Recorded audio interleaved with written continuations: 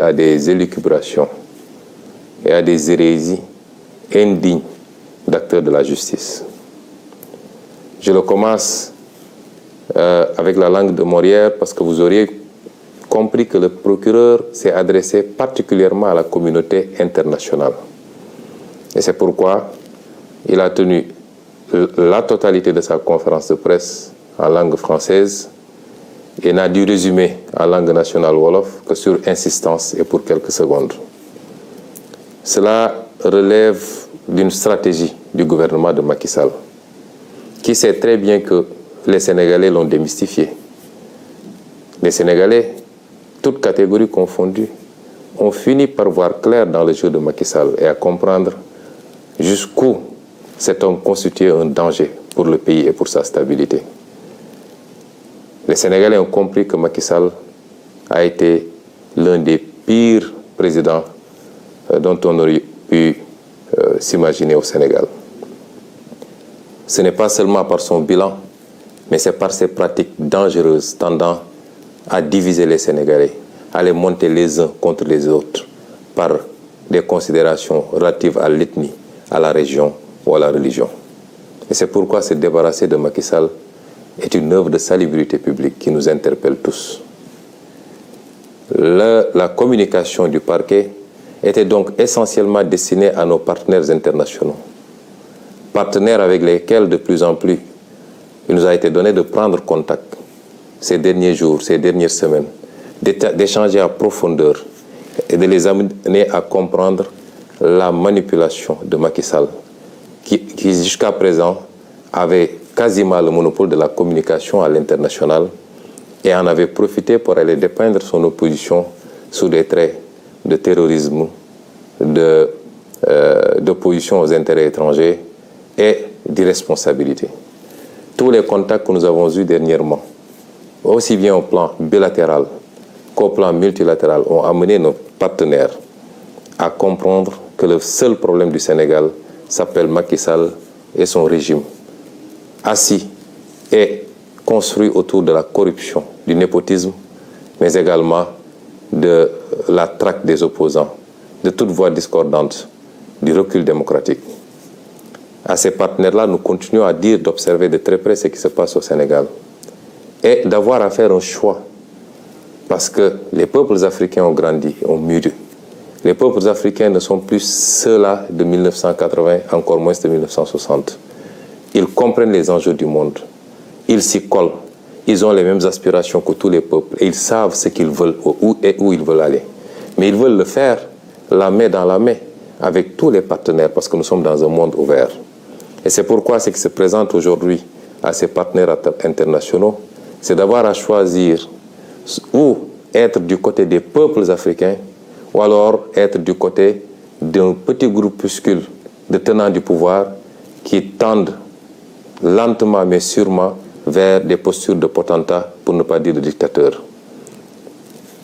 J'ose espérer que les choix seront éclairés et que tous les amis du Sénégal seront du côté du peuple sénégalais. Le procureur vous a parlé, vous de la communauté internationale. Qu'est-ce qu'il vous a dit? Il a essayé de vous dire qu'il y aurait au Sénégal des terroristes extrêmement graves, extrêmement dangereux, qui étaient sur le point de brûler le pays et d'y mettre le feu et d'y répandre le sang.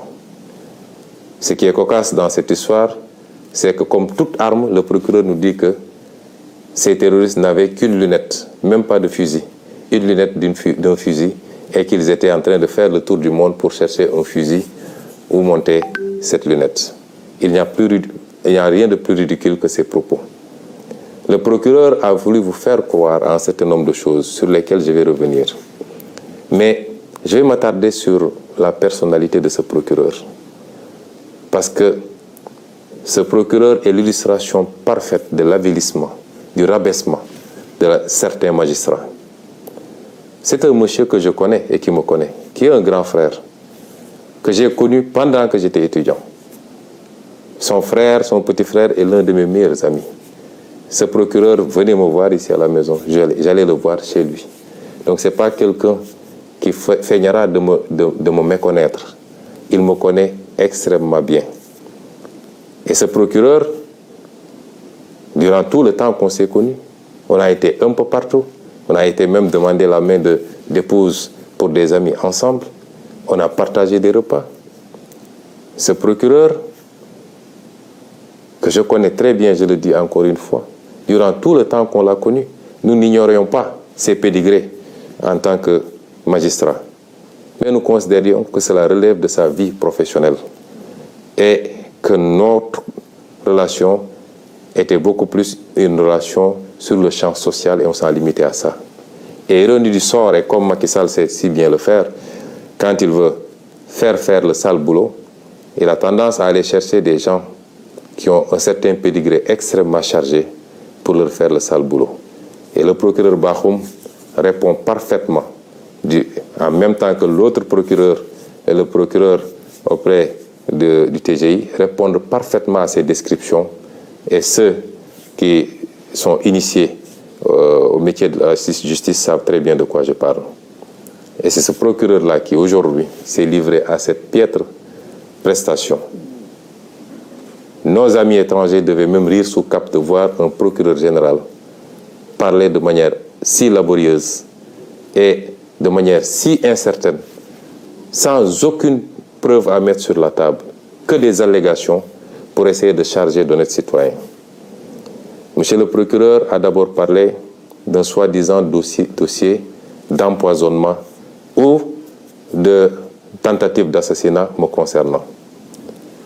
Mais tous les spécialistes du droit savent que un procureur, même s'il devait s'autosaisir, doit au moins entendre le principal concerné avant d'aller entendre d'autres personnes. Jusqu'au moment où je vous parle, le procureur ne m'a jamais entendu. Personne ne m'a jamais convoqué pour me parler de ce dossier. Je n'ai pas déposé de plainte et voilà une justice qui pourtant a un certain nombre de plaintes émanant de moi sur sa table. Je rappellerai au procureur général lui-même qu'il a 3 plaintes au moins sur sa table que j'ai déposées. Une plainte, 2 plaintes contre des avocats et une plainte contre un ancien procureur. Vous avez des plaintes sur votre table que vous ne traitez pas. Et vous vous empressez d'aller convoquer la presse pour raconter des histoires sur un dossier où il n'y a ni plainte ni autosaisine. C'est inédit dans les annales du droit de voir un procureur sur un dossier qui n'existe pas. Il n'y a pas de plainte, il n'y a pas d'autosaisine. Un procureur mobiliser toute la police pour soi-disant entendre des médecins, entendre des citoyens, faire tout un cirque pour aboutir à dire que c'est un pauvre citoyen qui serait à l'origine d'une tentative d'empoisonnement. Ce procureur manque de courage parce que ils ont été arrêtés, le chargé de communication du parti, M. El Malick Ndiaye. Mais c'est moi-même qui ai dit, et je le redis ici, que j'ai été victime d'une tentative d'assassinat de la part de la brigade d'intervention polyvalente, unité d'élite de la police. Je le dis et je le redis. Le monsieur qui nous a aspergé d'un liquide très toxique qui a causé beaucoup de désagréments au niveau ophtalmologique, au niveau respiratoire et au niveau gastrique, ce n'est pas un citoyen ordinaire, c'est un élément de la BIP que moi-même j'ai vu asperger le liquide. Et ce procureur-là n'ose pas poser ce débat-là. Il nous parle de Yargassi. Je voudrais dire aux Sénégalais que M. Yargassi est un petit frère à moi, est un militant du parti, qui est toujours à côté de moi. Si vous avez l'habitude de voir les vidéos, même quand j'embarque à l'aéroport pour aller à Ziguinchor, jusqu'au pied de l'avion, c'est M. Yargassi qui m'accompagne. C'est ce monsieur-là que M. Bakhoum allait prendre avec les autres farfelus du parquet pour le désigner en disant que c'est lui qui aurait tenté de m'empoisonner.